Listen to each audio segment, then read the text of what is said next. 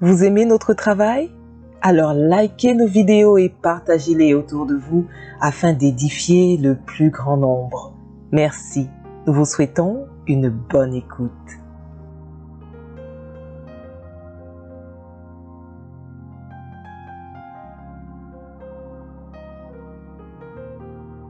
Tout d'abord, c'est quoi le renouvellement de l'intelligence? Le renouvellement de l'intelligence sur la base de Romains 12, 1 Corinthiens 2, 1 Corinthiens 10 et Matthieu 16, ces 4 versets que je viens de vous donner. Le renouvellement de l'intelligence, c'est une transformation. C'est la transformation de notre manière de penser, de réfléchir, de raisonner, par le moyen de la parole et l'action du Saint-Esprit. Pour qu'on parle de renouvellement de l'intelligence, il faudrait que la pensée change, le raisonnement change et la réflexion change.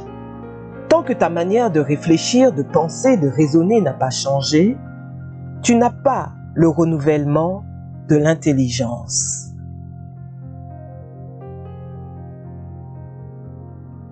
C'est aussi le fait de cesser de réfléchir comme le diable, comme les hommes, comme le monde, comme la chair, comme la nature déchue. Avant de connaître Christ, nous raisonnions d'une certaine manière. Nous avions une manière de réfléchir à cause de notre culture, notre éducation, notre instruction, nos amis, nos expériences. Mais une fois que tu deviens chrétien, tu ne peux pas continuer à réfléchir comme tu le faisais. Dommage que beaucoup de gens sont en Christ, mais quand tu les écoutes, tu sens que leur manière de penser n'est pas différente de celle d'un païen. Car vous devez savoir qu'on peut devenir chrétien, mais au niveau de ton raisonnement, tu es toujours un païen. C'est aussi le fait de recevoir l'intelligence divine et la sagesse divine à la place de la sagesse de la chair. Parce que la chair a aussi une certaine sagesse. Le monde a aussi une certaine sagesse. Si tu vas sur Internet, tu vas voir qu'il y a des païens qui font montre d'une certaine sagesse. Il y a des philosophes qui sont des païens et des fois, il y a une certaine sagesse. C'est aussi une illumination. La Bible dit « illumine les yeux de nos cœurs ». Une illumination, c'est quoi? C'est l'éclairage de notre intelligence. Pourquoi?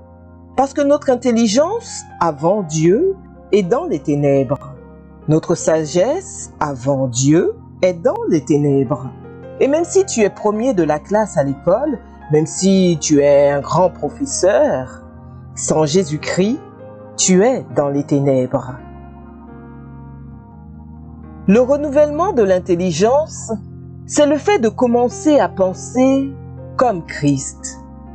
Je vous ai parlé de la pensée de Christ. Il y a la pensée de Christ, il y a la pensée de l'homme, il y a la pensée du diable. Nous atteignons le niveau du renouvellement de l'intelligence lorsque nous commençons à penser comme Jésus. C'est-à-dire que dans la même situation, Jésus allait penser comme tu penses ou tu penses comme Jésus allait penser. C'est-à-dire que ta pensée, c'est la pensée de Christ. La pensée de Christ, c'est ta pensée. Est-ce que tu penses comme Jésus? Est-ce que Jésus pourrait avoir les pensées que tu as maintenant? Si Jésus ne peut avoir les pensées que tu as, tu n'as pas encore le renouvellement de l'intelligence.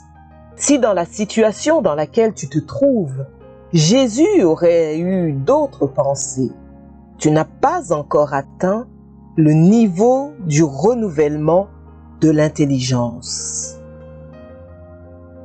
Le renouvellement de l'intelligence, c'est le fait de renverser les forteresses, les mauvais raisonnements, par la puissance de la parole de Dieu. Lorsque nous venons à Jésus, nous avons des forteresses, c'est-à-dire un système de pensée adamique qui a pour but de se battre contre Dieu et s'opposer à Dieu. C'est ce qu'on appelle les forteresses, c'est-à-dire une manière de réfléchir qui s'oppose à Dieu, une manière de penser qui s'oppose à l'Évangile. Une manière d'être intelligent mais dans le mal, une manière d'être sage mais dans le mal. C'est ce que Dieu appelle la ruse, la malice, la sagesse dans le péché. Il y a des gens, ils sont très malins dans le péché.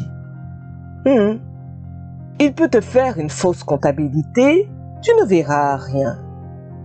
Il peut te manipuler avec ses paroles, tu ne sauras jamais. Il peut commencer une mauvaise stratégie jusqu'à l'atteindre, vous ne le verrez pas.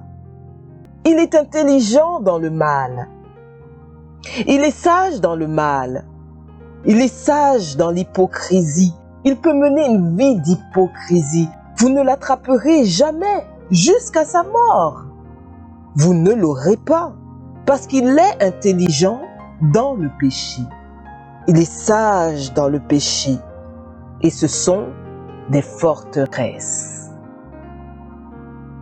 Par exemple, quelqu'un qui a bâti toute sa vie sur le mensonge. C'est par le mensonge qu'il a sa voiture, c'est par le mensonge qu'il a sa maison, c'est par le mensonge qu'il a tout ce qu'il a. Donc, il a une intelligence dans le mensonge. Et lorsque l'évangile vient dans sa vie, il y aura une confrontation de réflexion. Certains acceptent que leur forteresse soit brisée. Celui-ci vient à l'église, il est touché, il change. L'autre, il écoute la même parole, il ne change pas.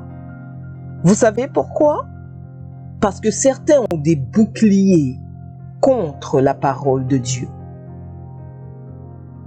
Chaque fois que j'ai écouté une parole et que je ne l'ai pas pratiquée, c'est parce que j'ai envoyé une pensée contre la pensée de Dieu.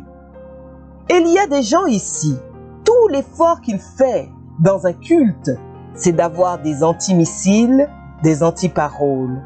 Mais maintenant, pourquoi tu viens à l'église?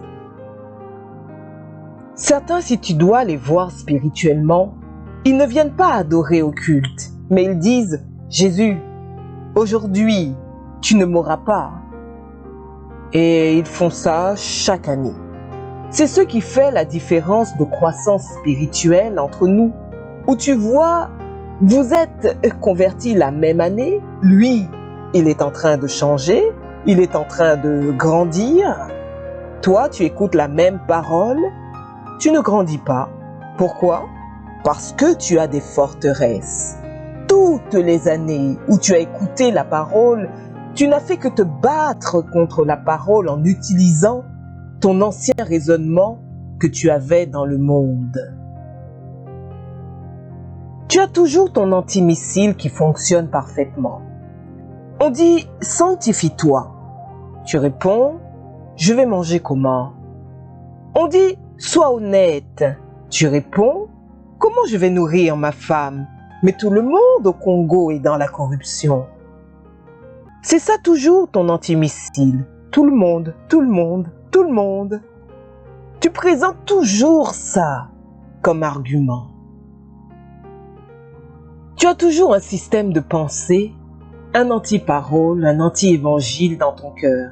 Et c'est ton cœur tout le temps qui trouve un anti-sagesse tout le temps pour diluer. Certains, qu'est-ce qu'ils font? Ils diluent toujours la parole.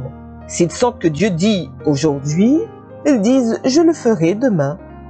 Dieu dit « c'est grave », ils disent « ce n'est pas très grave ». Tu as toujours un esprit pour diluer la parole, diluer la gravité de la parole, l'importance de la parole. Chaque fois que tu réfléchis, tu emmènes toujours tout à devenir banal, à devenir simple. Et tu vas voir que ça fait 5 ans, 10 ans que tu es dans le Seigneur et tu ne grandis pas. Pourquoi? Parce que tu as des forteresses. On envoie des obus, on envoie des missiles, tu es résistant. Donc prêcher le renouvellement de l'intelligence, c'est aller en guerre contre un système de pensée.